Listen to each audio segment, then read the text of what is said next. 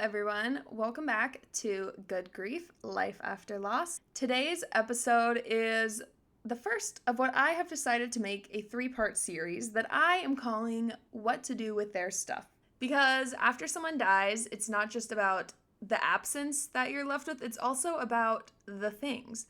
Their clothes, their rooms, their toothbrush still in the cup, their phone, like so many of these things that you just wouldn't think you have to deal with or find a place to put or organize or donate or whatever it is. There's just so many things you don't think about and we don't talk about that I think we have to talk about, which is why I'm doing this episode. But truthfully, like as I look around my room right now, it is full of so much crap that honestly, I may have to categorize myself as a mini hoarder, and my parents would probably agree after many years of begging me to clean my room and donate stuff. I have unfortunately continued that habit into my adult life.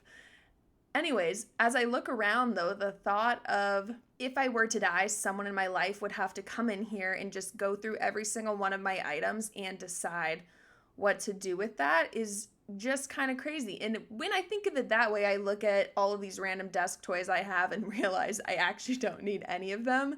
And I would hate for someone else to have to deal with all of this crap on their own. But that's not really a normal human thought. As humans, we are, I feel like, programmed to not think about death, to only think about the good and just ignore those thoughts. And if a negative thought or a thought of death comes by, we just brush it away. So most people, unless they are fully prepared for their impending death, I think have not done much work in their life to prepare their loved ones for what to do when they die. Which is why we're going to have these conversations in this series of what to do with their stuff. But today I want to talk about something that doesn't really feel like a thing or stuff. It fits into this category still because it somehow is one of the most physical parts of grief, and that is ashes. What do you do with someone's ashes? How do you make that decision? And why is it so weird and awkward and strangely difficult? So, let's get into that.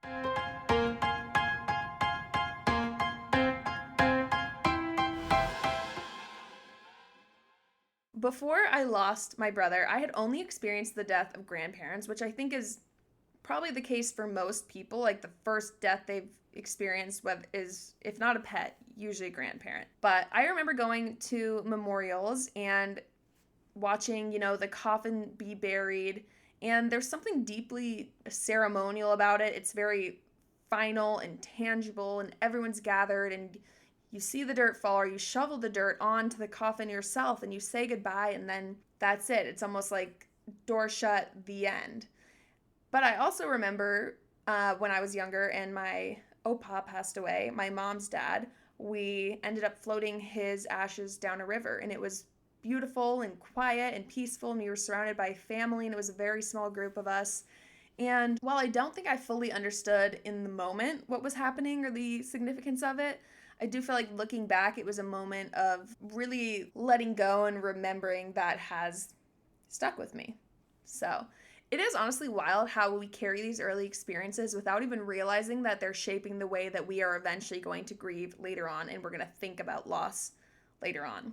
Anyways, when someone dies, one of the very first big decisions a family has to make is, what do we do with them? Do we bury them or do we cremate them? And here's the thing, most of us do not talk about it before it happens, whether it's because we just weren't expecting this death to happen, or it came as a surprise, or came early, or whatever it is. Like, those aren't conversations we have. So unfortunately, the decision often falls to whoever is left.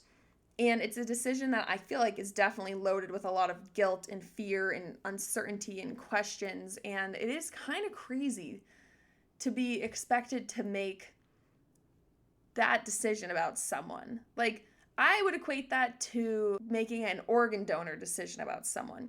But at least in that case, it's on their driver's license. You know what they wanted. They either wanted it or they didn't, period. We should also make this be on all driver's licenses. I'm going to start a petition for that. That next to organ donor, they also have to write if they want to be buried or cremated, because that's kind of insane that someone else has to make that decision for you.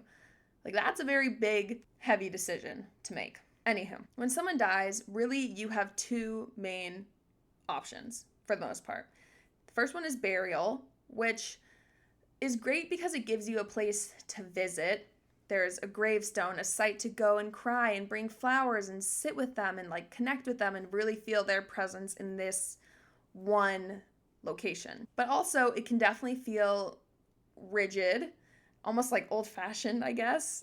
It can feel very permanent because you can't exactly take them with you. So unless you are at that exact place, at their burial site, it feels maybe like they feel very far away. And I can imagine in that sense, like for me, had Sam been buried in Park City, it would be even harder to leave feeling like I'm leaving him there, which I don't necessarily feel now. The second option is cremation, which again has pros and cons. You can take your person to all of the places they loved or help them cross off their bucket list and keep them close. And you can also choose when and where to let them go. I feel like it gives you a lot more options, which for some people is good. For some people, maybe they don't want those options.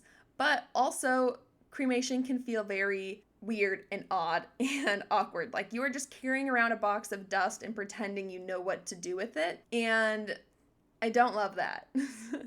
I also feel like it's kind of weird to feel like your person is just now a bag of dust. Like that feels wrong in a way, and it feels like we weren't meant to see our person in that form, which I'll get into later. Anyways, neither decision is better or right or wrong. Both are meaningful. Both are very different kinds of grief rituals, though. I do think that's important to say. And if you haven't had the conversation ahead of time, and like I said, most people have not, just know this, that whatever you chose, you did the best you could with a truly impossible task. And your love for that person does not live in a casket, does not live in an urn, it lives within you. And I do think that is so important to say that, like, while this is such a big decision of deciding what to do with someone's body after they die, like, at least me personally, I feel like once someone dies, their soul leaves their body and that body is no longer them. So I do feel a little less connected to both the ashes or a burial site. Like, I don't know, both feel a little distant for me, but I do think people would probably disagree with that. So let me know your own thoughts on that. Anyways, getting to my own personal experience here. When Sam died, obviously we were in Australia, which I feel like kind of made this decision easier for us. I mean, realistically, the logistics of getting a body from Australia to Utah, going overseas, internationally, like what, besides the fact that that would have been so expensive, it just feels weird and didn't feel necessary, at least in my opinion, though I'm not even sure this was a question or a conversation we had or that I was brought into. I don't remember. But honestly, I think no matter what, we probably would have chosen to cremate Sam no matter what the circumstances had been. Sam was just this like super high energy, crazy bundle of like ADHD, excitement, adrenaline, love to adventure and travel and try new things. And so when I picture Sam, I do not picture him like in a box buried somewhere with a headstone. That just feels so wrong. So I think the decision to cremate Sam would have been made no matter what. I don't like talking about this subject. This is a weird one. Anywho, I remember going with my parents to the crematorium to pick out what Sam would be cremated in, which, by the way, is not something I knew was even a decision you had to make. Like in the movies, yeah, if you're burying someone, I know that you have to pick out the casket. Like that part I knew, and that part feels obvious and makes sense. Although even then, like, does it really matter how expensive the box of wood is? I don't know. But something I had zero idea about is that when someone is cremated, you still have to pick a box, which is just super weird, and I don't want to go much into detail on that, but what the hell? There is no way to prepare someone for that moment, and I also feel like if you choose to cremate someone, that decision in itself feels so big, and that's just a big, heavy decision, and then to have to go and be like, okay, now let's decide what color box and what wood, is it oak, whatever, like, what? Why do we have to do that? I don't like that. Then, on top of that, there's the question of, like, what else do you want to place in there with them? Which, if you didn't know, like, you can add other things into is it even a coffin, a casket, just like the box, I guess.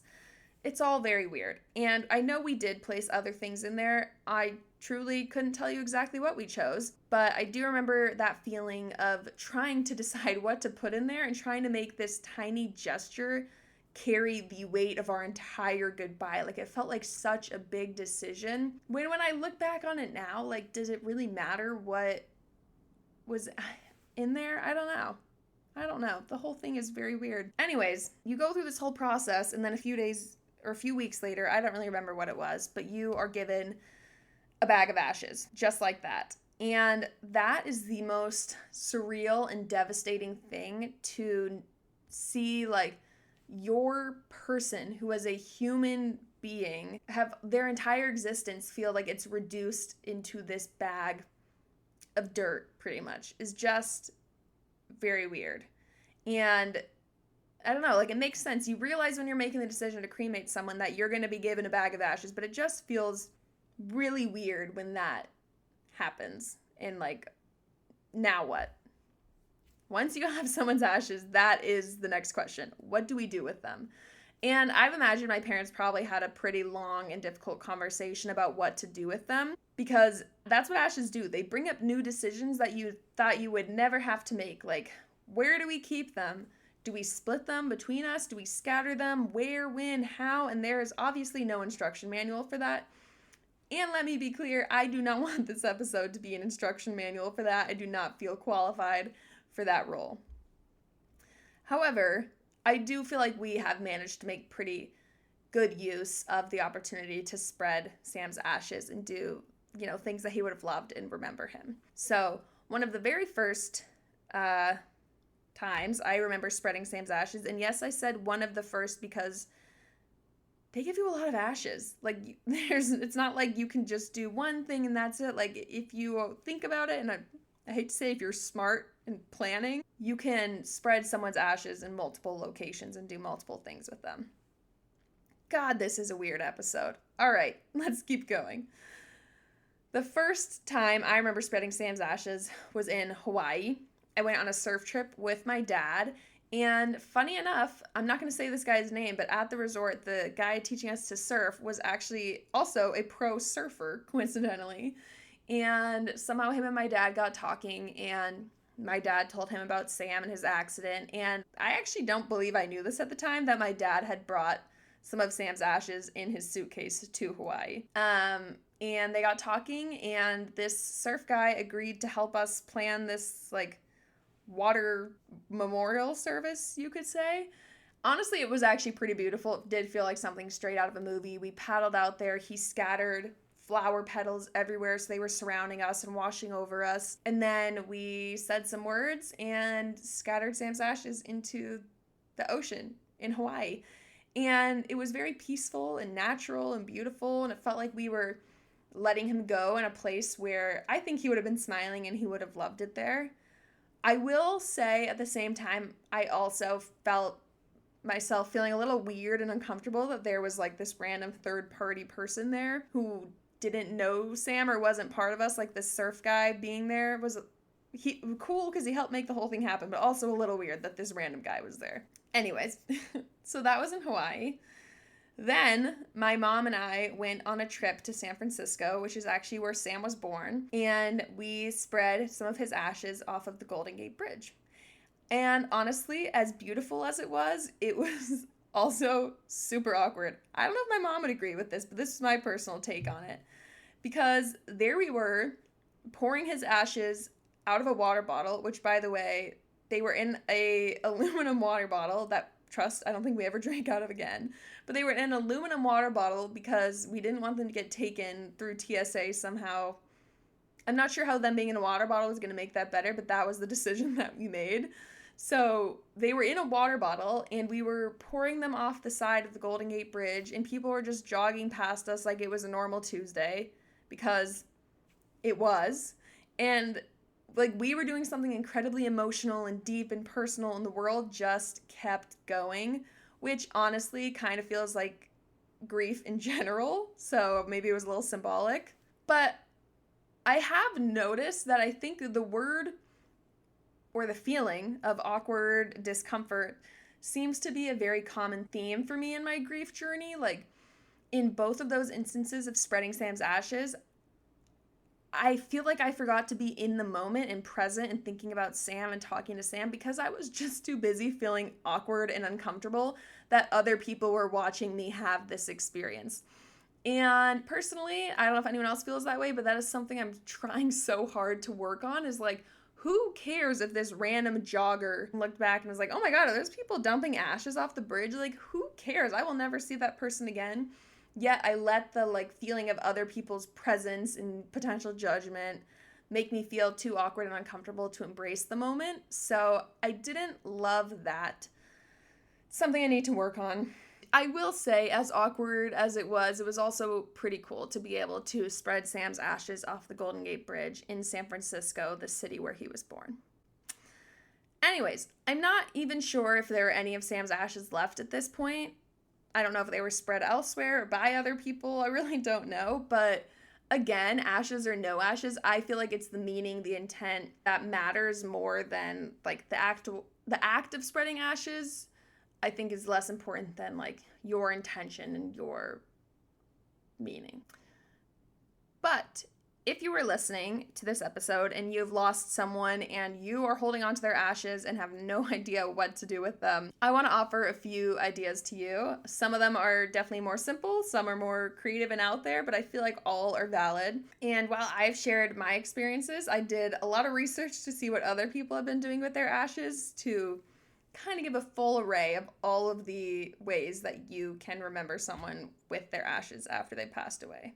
So, some of the more popular ways to honor someone with their ashes is to spread them at their favorite hiking trail, beach, mountaintop, anywhere meaningful, which I feel like is what we did with the San Francisco trip. You can also travel with them, take the ashes to a place they always wanted to go, so they're traveling with you and crossing off an item on their bucket list. Of course, which is funny, I feel like we didn't even consider this option, but you can keep them at home in an urn so that they're always with you there and remember them. And it's funny that I feel like we never even considered that option. Like, we knew we were going to spread them, not keep them at home, which is interesting. Like I said, you could float them down the river. I do feel like putting ashes in water is like a very symbolic way of like, you have no idea where they're going to end up and travel, and like ashes that started in the ocean in Hawaii could literally be anywhere in the world right now, and that is kind of cool to think about. Something that I also did not even think about at all is that you can bury them. Like, you don't have to have someone's full body to bury them. You can also bury their ashes at the cemetery or even in your backyard. Like, I think if you are a gardener, that's kind of a cool idea to be able to sprinkle in some of their ashes into your garden. And as you're watching the flowers grow in your yard, like feeling like they're with you. I really like that idea. I did have an asterisk here to tell you guys to check your local laws because apparently that is legal in some places. So who's gonna know or find out? I don't know, but just consider that. Also, some more creative or unconventional ideas. Something that I think is really cool that I've seen a lot of people do is you can actually turn ashes into a piece of jewelry. It's like a necklace, a ring, even a locket that you can wear and take with you forever. I love that. I think that's a beautiful idea and potentially something I kind of wish I had done. Oh, this one is really cool. I didn't know you could do this, but you can actually add ashes to a vinyl record that will play their favorite song. That's pretty cool. That's definitely very unique. If they love music, maybe that's the right choice. This one, I'm not sure how I feel about it, but kind of crazy this is an option.